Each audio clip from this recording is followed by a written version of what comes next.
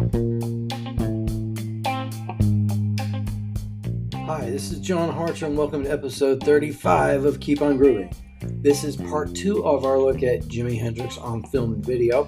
His appearances in the films Monterey Pop and Woodstock were far more memorable than the movies his own companies put together, namely Rainbow Bridge and Jimmy Plays Berkeley.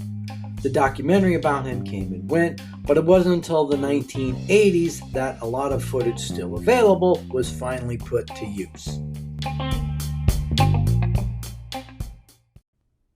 Episode 35, Jimi Hendrix on film, TV, and video, 1986 to 1998.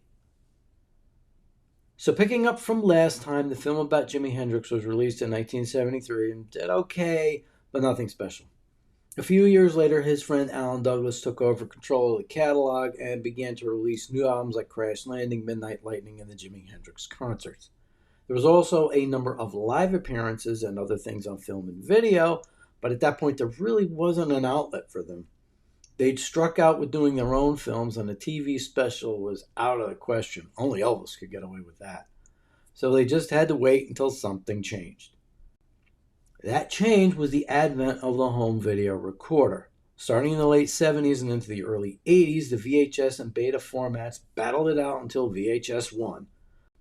Though technically Betamax may have been the qualitatively better of the two, that's the market.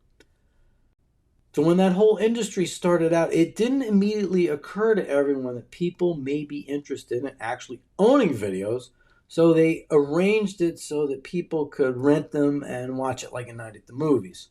Smaller stores opened up and eventually several chains arose, Blockbuster being the most famous. Now, if you really wanted to buy a video, you could. You just have to pony up anywhere between $50 and $100. Definitely out of reach for most people.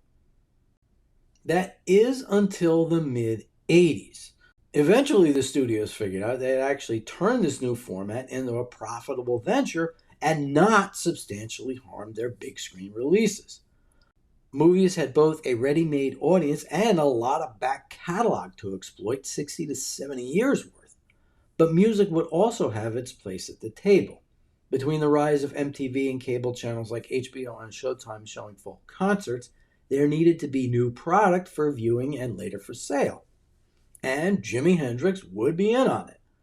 Before they were able to get anything official onto the market, the bootleggers got there first.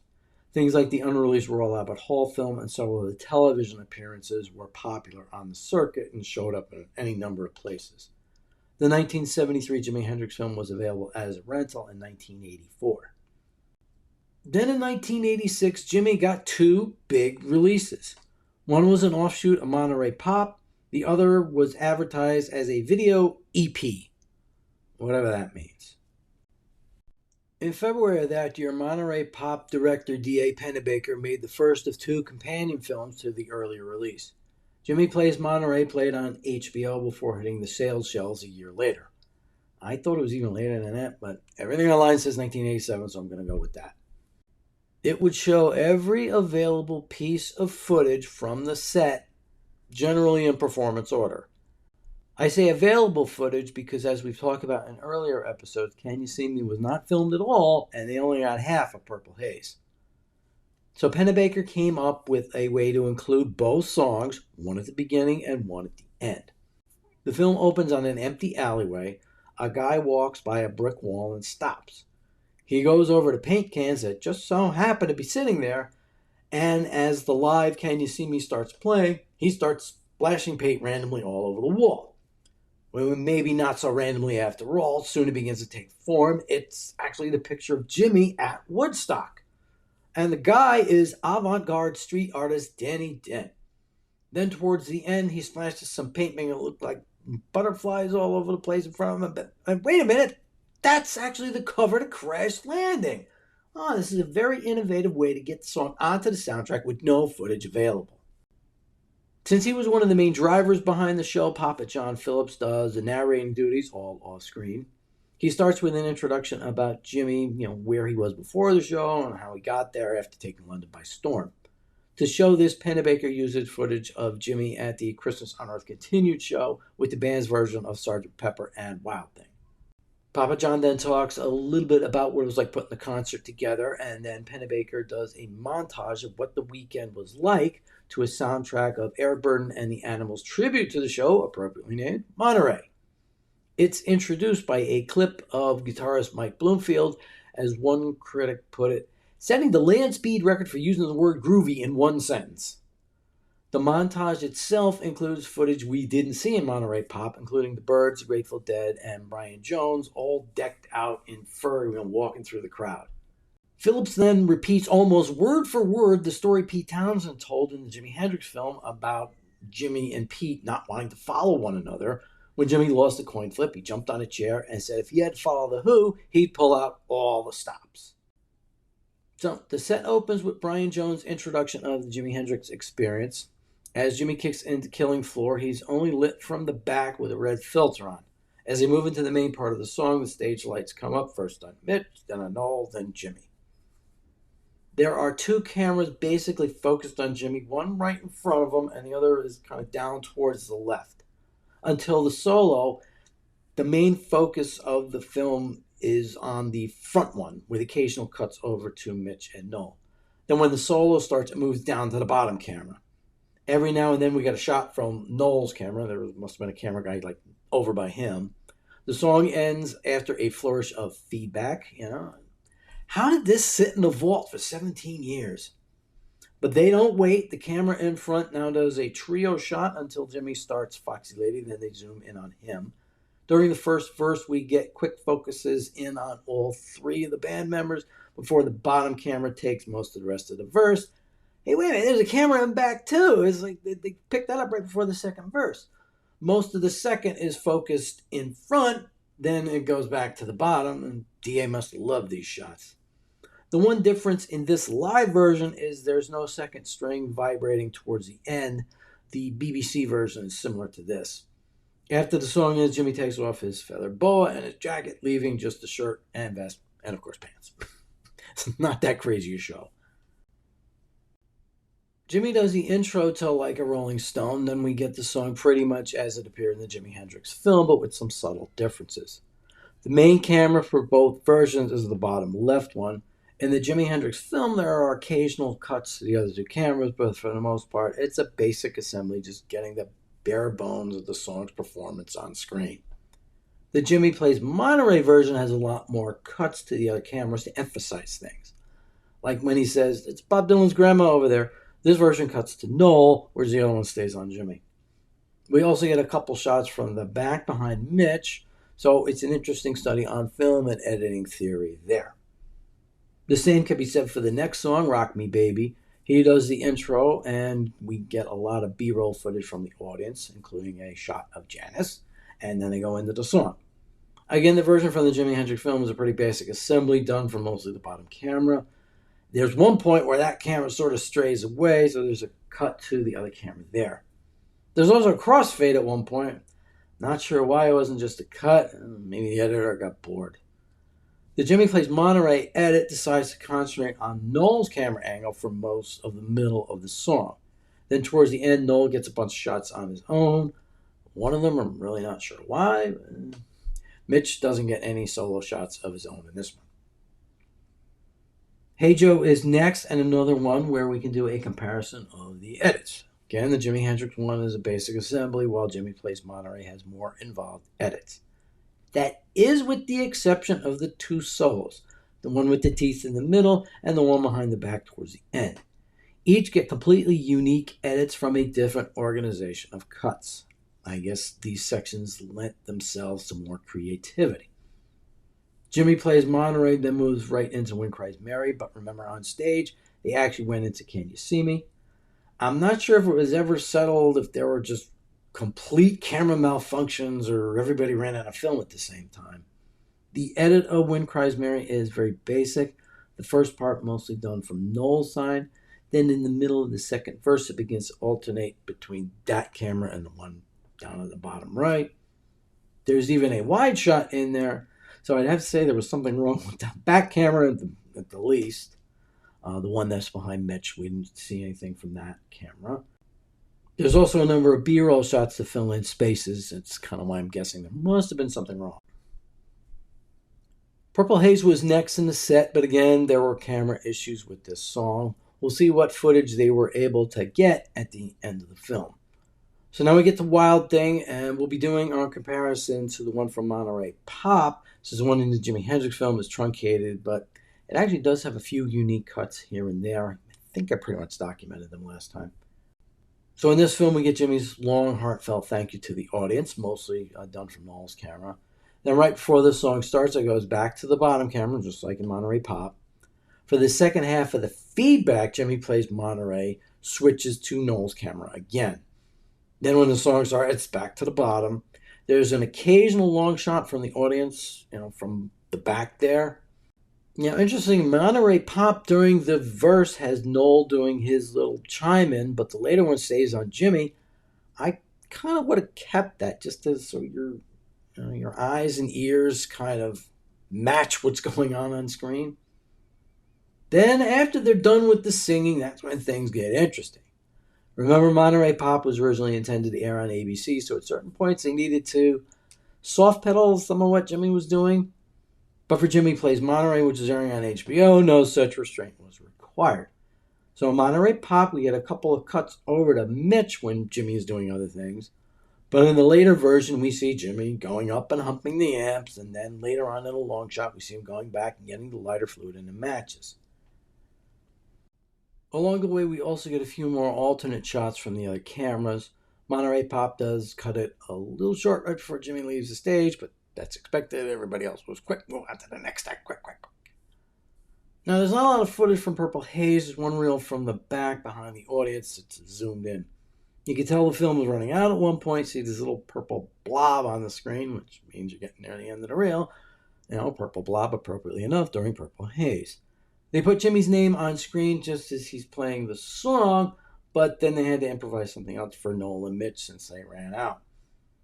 Now, for Noel, they found footage that almost looks like he's playing along, just not quite. For Mitch, not at all, but there's nothing you can do about it. Now, the song finishes up right as the credits do. A year later, D.A. Pennebaker did the same thing for the complete set of Otis Redding, which was around half the length of Jimmy's, 5 songs, and a little under 20 minutes. At this point, it would have been fine to get a great release for the year and something to rest their laurels on and call it a day for now. But no, Douglas and crew decided to do something on their own as well. We talked about the album and video of Johnny B. Good back in episode 6, so we'll do a little more in-depth look at the video part of it here.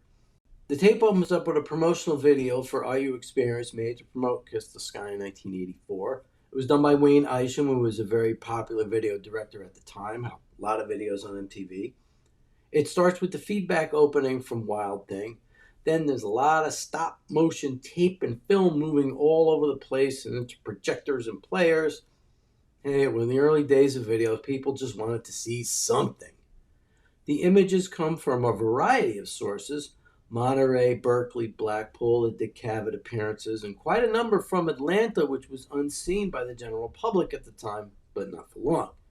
Interestingly, nothing from Woodstock appears. Guess they kept a tight lid on that for now. There's a cool little psychedelic thing in the middle over some of the footage, and one of the images from Atlanta almost looks exactly like the back cover to War Heroes, because that's where the shot came from, so kind of like a little callback there. The second video is Johnny B. Good, straight out of Jimmy Plays Berkeley and a film about Jimi Hendrix. Nothing new here. The third video is on the Watchtower from Atlanta Pop. It appeared Alan was preparing this for some big release and wanted to tease the audience a bit. It was a tease, all right, when the video finally came out. It wasn't released in the U.S., but more on that in a bit. Of course, it's an odd choice because the film didn't catch the opening of the song, and he actually gets the title of it wrong as well.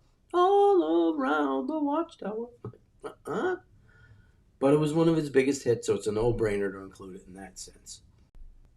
The next one is something called Art Attack. The video opens on an empty alleyway. A guy walks by a brick wall and stops.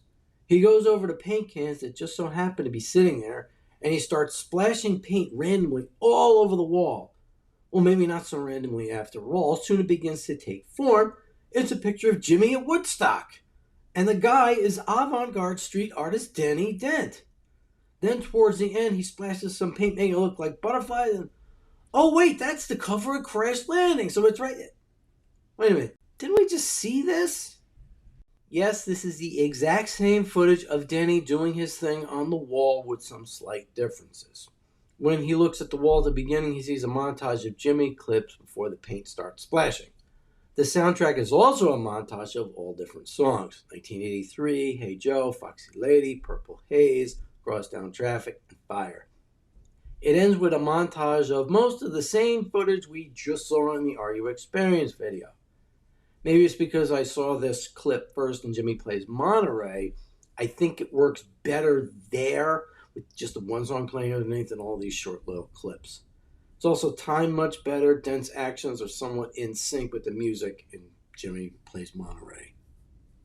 Then we get the video of the Star Spangled Banner, but this time it's another tease from Atlanta. It was also in a medley coming out of the end of Stone Free. The show was actually on July 4th, so he's playing there and fireworks are going off in the background. Looks pretty cool. The sound got away from him a little bit at times, but it's pretty much what it sounded like during the 1970 tour. And as he starts playing the opening of Straight Ahead, the video ends. The finale is Voodoo Child, but not the way anyone expected it. Instead of seeing the full video from Atlanta, we get a glimpse of it right at the beginning. Then as the rest of the song plays, we get some refugees from the roadshow of cats staging some kind of dance number. Then there's all this rope hanging across the stage. I don't know what the hell's going on. At least they cut out the second verse, so it's only half the song getting ruined. But why? I mean, I think they must have thought, well, maybe if we do something like really out there, we'll get noticed on MTV. Well, if that was the case, it didn't work. I never saw this anywhere but on this tape. So I'd mark this one down as a misfire. Frankly, they should have just done the Atlanta pop video straight right from the beginning. We'd get it soon, but like I said, not in the US. So if you were like me at that point in the late 80s, a new fan, on video, you didn't have too much to choose from. Like I said, videotape sales were just kind of ramping up with the prices coming down to a more manageable level, usually between like 10 and 20 bucks. So we had the 1973 film, they put up Monterey, you could find Rainbow Bridge on a budget label, and it was always Johnny B. Good. So what other way was there to get new audiences interested? As I mentioned, they did get the video for Are You Experienced on MTV, and it did get decent airplay. Plus, Hey Joe and Purple Haze from the Beat Club appearance were in the classic MTV rotation. Now, a lot of older artists were enjoying a resurgence in the late 80s and early 90s. Paul McCartney came out with a new album and went on tour. Eric Clapton toured to support Crossroads and then had a solid hit a year later with Journeyman. Joe Cocker hit the charts again with When the Night Comes. So when MTV started up their Rockumentary series, they'd throw in an older artist with the hot acts of the day. So they do Madonna and Bon Jovi and Guns N' Roses, but then they throw in an Eric Clapton or a Rod Stewart. They were only half an hour, but in the hands of a pro like Kurt Loder, he pretty much nailed down their essence by the time the show was over. So in 1990, Jimmy was given an episode of his own. The channel had shown the entire Woodstock film in 1989 for the festival's 20th anniversary, and I remember watching the whole 4 hours with commercials just to get to the end.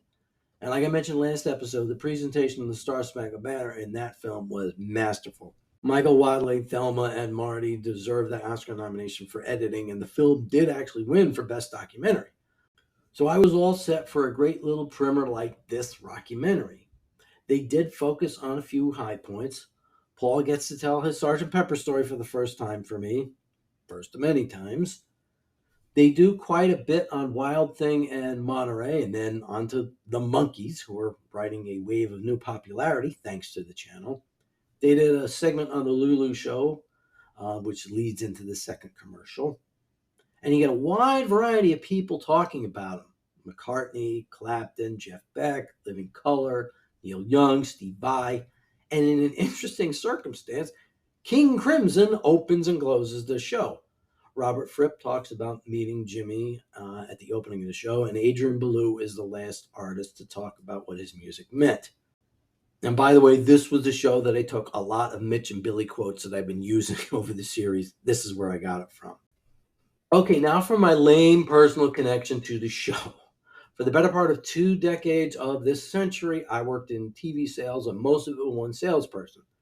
So back in the days before rampant cell phone use, you had to actually answer the phone and take messages for people. So my salesperson Bonnie, I got to know her husband, her son, her sisters, and her friends. One frequent caller was her friend Linda. I know it was her because she give her full name every time you pick up the phone. Bonnie's line, Linda Corradina. So I go into Bonnie's office and it's Linda Corradina. So the years go by, and at one point I'm battling on something music related, and then I remember, by the way, Linda called, and then Bonnie says to me, "You do know who she is, don't you?" And I'm like, "No." Well, she was a big producer over at MTV back in the 80s and 90s. So I go home that night, I dig out the Rockumentary, go to the end, and hey, executive producer, Linda Corradina. The next time she calls up, I'm like, I love that Hendrix Rockumentary. The Clapton one was great too. And she's like, "Oh, you knew me when I was somebody." Yeah, I miss talking to her. Oh, those were fun times. So we get to the 90s and videos are becoming more and more prevalent. I went over the whole story about Jimmy Plays Berkeley. Around 1990, I found a copy down at Greenwich Village, but it was still the expensive kind, $50 or more. I rented it when I was hanging out with my cousin Jimmy when he was in Newark, I should say. Then around 1992 or so, it finally showed up as an affordable VHS release. I think it was like $7.99 or something like that. So good thing I didn't lay out the $50 for it. Now the annoying thing was that the UK release of it featured a mini music CD of 3 songs not widely available from the shows. Or should I say show, because they're all from the first set. Freedom was totally new, hadn't been released anywhere. Easy Rider was a version from Band of Gypsy 2, but that album never got a CD release. However, this version is about a minute shorter. Then Red House was included on the variations on a theme CD/tape, and later ended up on West Coast Seattle Boy. Now, why did the UK get the exclusive of this? And that's not the only thing we didn't get here in the States. Again in 1990, Polydor released a Best of Jimmy collection named Crossroads. It was actually of interest to us, so it was the only place for a decade that you could get a CD version of the studio Star Spangled Banner. The set also ended with audio versions of 2 songs from Atlanta, Fire, and Stone Free. These were more teasers for a forthcoming video release of the show. We thought we got those teasers back in 1986 on Johnny B. Good, but this was the real thing. But then again, this was overseas only, released on BMG. The track listing was very close to the version included on Stages, but with a couple of differences. Like the CD, the video starts with Fire. The CD then had Loverman, but not the video. It's 3 minutes, why not? The video has Spanish Castle Magic, which is third on the CD. The video then has All on the Watchtower, like it was on Johnny B. Good, but the CD did not. Foxy Lady and Purple Haze are next on both. The video has Hey Joe from the alternate Band of Gypsies 2 next. The CD has Hear My Train A-Comin'. Now, Hey Joe could have fit on the CD as well as All on the Watchtower, since they only include 54 minutes of the show. As for the video, they decided to go with Red House instead, so I guess they figured not to have both blues epics on it, but they both could have fit. Next is the Woodstock-esque segue of Stone Free and Star Spangled Banner into Straight Ahead. Then the CD had Room Full of Mirrors, very anticlimactic and nowhere near where the song was actually performed during the show. It's also not in the video. Both the CD and the video end with a full-length version of Voodoo Child, no dancing involved. Now remember, the actual show had Voodoo Child before Stone Free, and the show actually ended with that way out of tune Hey Baby that crashed to a halt, so I'm fine with this move. But Alan wasn't done. Remember I mentioned in an earlier episode during my trip to Little Rock in 1989, I found a copy of Ryko's Steal This Disc #2 that included Loverman from Isle of Wight, but the album never showed up. Then when I got the Footlights box set, It included a new Isle of Wight album, totally different from the 1971 version. Well, there was a video for this one too. There's a bit of a backstory to it. Filmmaker Murray Lerner had always wanted to make his own movie of the festival along the lines of Woodstock. There were a lot of diverse bands there, so it would have made an interesting document. But he couldn't get the backing to get it done. In 1996, he was finally able to raise the money and put together a 2-hour film entitled Message to Love, kind of a tribute to Jimmy. But before that, in 1990, Alan Douglas put out a video from the Isle of Wight Festival. Again, it wasn't the whole show, but selected highlights on both CD and video. The video kicks off with Message of or to Love playing underneath the opening credits. We then get the full opening salvo of the Queen, Sgt. Pepper's, Spanish Castle Magic, and All Along the Watchtower in set order. Then things get messed up. Voodoo Child appears here, followed by Freedom. Very odd placement. Then we get the edited highlight version of Machine Gun running about 11-12 minutes, about half the length of the actual performance. Next is Dolly Dagger, then the other two songs from the 1973 Jimi Hendrix film, Red House and In From the Storm. The CD ends with Hey Baby, which didn't actually end the show, but we find out later that was one of the songs that didn't get filmed. But Alan had done a third video for overseas only, this time Woodstock in 1990. Why not have it ready for 1989? However, after the MCA deal and in time for the festival's 25th anniversary in 1994, the US finally got their hands on the Woodstock video. It was released in conjunction with a CD from the festival containing some highlights. The video started with the band's early version of Message to Love, more properly known as Message to the Universe at that point. But like Isle of Wight, it plays over the opening credits and while people are coming in, so we don't actually see the band doing it.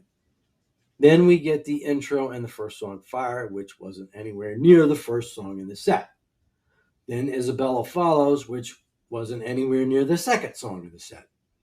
We get an edited version of Red House losing Larry's contribution, and unfortunately not the last time this happened to the guy. Jam Back at the House followed, and then we're already at the final half hour. Voodoo Child is only slightly edited. Star Spangled and Purple Haze are pretty much just like they were in the Woodstock film. Then we get the full solo after that. Jimmy by himself, all 5 minutes worth, before closing with Villanova Junction. The video ends with Hear My Train to Come and played over the credits. The CD has it after Red House. Odd having the two blues songs back to back. Not great flow there, especially since the song was like second or third in the set. But, we took what we could get at the time. The original Woodstock film was also re-released with an additional hour of footage added in. For Jimmy, they added his intro to the crowd in the first 5 minutes or so of Voodoo Child, which was then edited into the Star Spangled Banner footage as it was in the original. MCA sent out Voodoo Child as a video for MTV and other outlets to play. I don't remember seeing it there, but I do know of one place it did air. As I mentioned, my buddy David was the host of the Little Rock cable metal show Video Zoo in the mid-90s, and I helped out on a bunch of the shows. When I was there, he got the videos in and he saw Voodoo Child was there, and so we came up with a whole show revolving around Woodstock 94 since it had just happened the weekend before. Unfortunately, we didn't have a whole lot of time to do it, so the show went out literally live, right as we were doing it. So when we got to the part where we played the Voodoo Child video, we did a little enhancement. When Jimmy started the solo, we did this effect that felt like psychedelic colors all on the screen as he was playing, and then they shifted. It looked really cool, and then as he clicked the wah-wah pedal off, we shut the effect off and it went back to normal. It worked perfectly. So there's one unique version out there, and yes, I still have the tape, and I'm pretty sure David still has it too. To this day, I have no idea why these videos weren't released in the United States at the same time as well, especially since they gave us the hints back on Johnny B. Good. But I don't know, maybe rights issues got in the way, or maybe Reprise decided not to release them. Not sure why they would have decided that, but maybe this all had something to do with the move to MCA. I don't know. I've also speculated that the situation with the Woodstock video may have also played into it, though I don't have any info on it one way or the other. The story went that while they were putting together the video for Jimmy's set, Alan and the boys went and cut the original negatives of the footage. Thankfully, they did have other copies laying around, but you don't do that. This was sort of the same thing like they did in the 70s. As with Woodstock, eventually the US did get a hold of the Isle of Wight video. Rhino released it in the late 90s, but the Douglas version of the Atlanta pop film never made it over here. We had to wait another 25 years before we finally see all the footage. We also never did get the two videos Douglas put together right before his time with the Hendrix Gang ended on the road and festivals. We talked about these a bit back in episode 8. I still actually haven't gotten my hands on them as a collection, but most, if not all, the songs included have been released in other forms on later releases. Thankfully, the label change didn't affect Jimmy Plays Monterey, and this was done by HBO or the Jimi Hendrix film. Like Woodstock, Warner's would own that until they don't want to anymore. But by the time we reached the turn of the century, a new home video format was about to take over, and it helped revolutionize everything.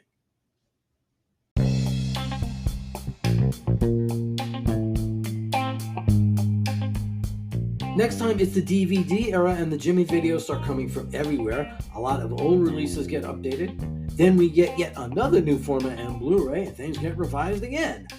That'll be next time on Keep On Grooving. We're actually loading up all of our old episodes onto YouTube as well, so you can enjoy them there. Please hit the subscribe button both on audio and video if you like what you're hearing and seeing. I'm John Hartra. Thanks for listening.